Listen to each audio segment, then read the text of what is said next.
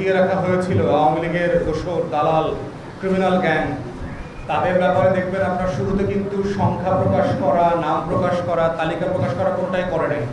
আমাদের প্রেশারের কারণে, কন্টিনিউয়াসলি বলবার কারণে পরবর্তীতে তারা তালিকা প্রকাশ করেছে। এই মানুষগুলোকে আইনের আওতায় না দিয়ে কেন ছেড়ে দেওয়া হলো, এই দাবি আমরা বারবার করেছি এবং সরকারকেও বলেছি, স্বরাষ্ট্র উপদেষ্টাকে বারবারই আহ্বান করেছি। কিন্তু যেটা বলেছি, স্বরাষ্ট্র উপদেষ্টা একটা খুবই অপদার্থ, একটা অযোগ্য লোক, আপাতমস্ত ভালো মানুষ কিন্তু গুড ফর নাথিং। আপনি আমাদের পাড়ায় মহল্লায় গ্রামে দেখবেন খুব ভালো মানুষ আছে, নিরেট ভদ্র মানুষ, কিন্তু বাজারটাও ঠিক মতো করতে পারে না। বউয়ের ঝাড়ি খায়, বাজারে গেলে বাজার থেকে আইসা পরে ছেলেমেয়েদের ঝাড়ি খায়। আমাদের স্বরাষ্ট্র উপদেষ্টা হচ্ছে এরকম একটা অপদার্থ। আর দ্বিতীয়ত হচ্ছে সে বিভিন্ন বায়াস ডিসিশন নেয় বিভিন্ন কারণে। আর্ম ফোর্সেসের ব্যাপারে তার একটা বায়াসনেস আছে এবং সিরিয়াস ডিসিশন সে নিতে পারছে না। আমরা বারবার বলেছি তাকে সরিয়ে দিয়ে একটা ভালো ডিসাইসিভ উপদেষ্টা এখানে দেওয়া দরকার, তা না হলে তার অধীনে একটা ভালো নির্বাচন হতে পারবে কিনা এই ব্যাপারে আমরা যথেষ্ট আশঙ্কা করছি।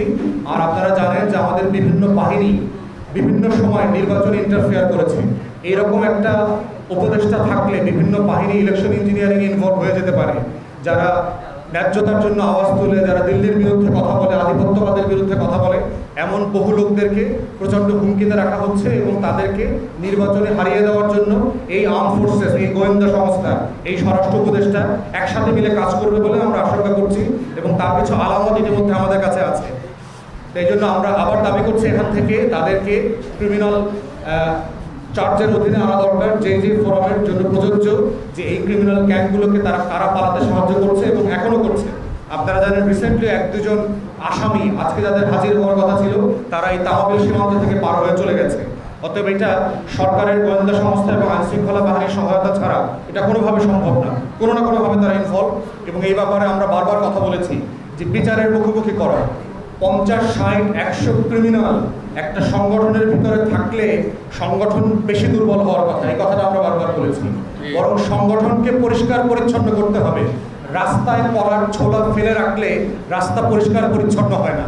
আমরা ওই রাস্তা থেকে বর্জ্যগুলোকে আলাদা করতে বলতেছি।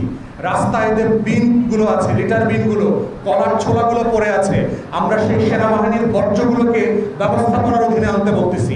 আর্ম ফোর্সেসের ভিতরে আওয়ামী লীগের এবং দিল্লির যে ক্রিমিনাল গ্যাং আছে, এই গ্যাংগুলোকে আমরা আলাদা করতে বলছি।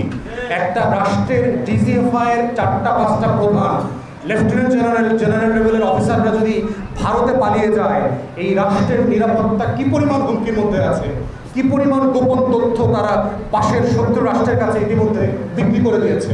কারণ তারা কলকাতায়, দিল্লিতে যেরকম হাই প্রোফাইল লাইফ লিড করতেছে,